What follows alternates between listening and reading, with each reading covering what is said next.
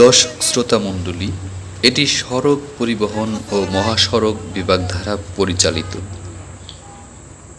এটি Asian highway network AH-1 এর একটি অংশ।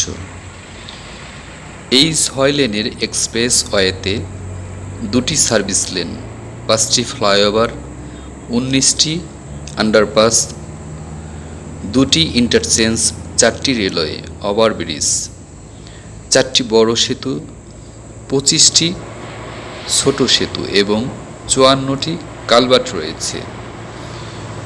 ঢাকা রাজধানীর সঙ্গে দেশের দক্ষিণ ও দক্ষিণ পশ্চিমাঞ্চলের যাতায়াত ব্যবস্থার পরিবর্তন হয়েছে।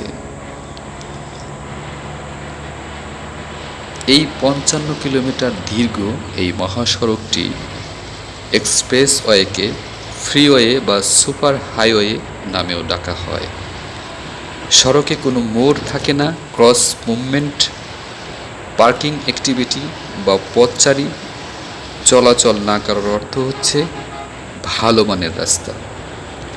ঢাকা এলিভেটেড এক্সপ্রেসওয়েতে অনেক র্যাম্প থাকার কারণে বাধাও বেশি পড়বে, ফলে এটি ফুল এক্সপ্রেস কন্ট্রোল এক্সপ্রেসওয়ে হবে না। দর্শক শ্রোতা মণ্ডলী, আগামী পর্বে থাকবে মাওয়া রোড নিয়ে বিস্তারিত।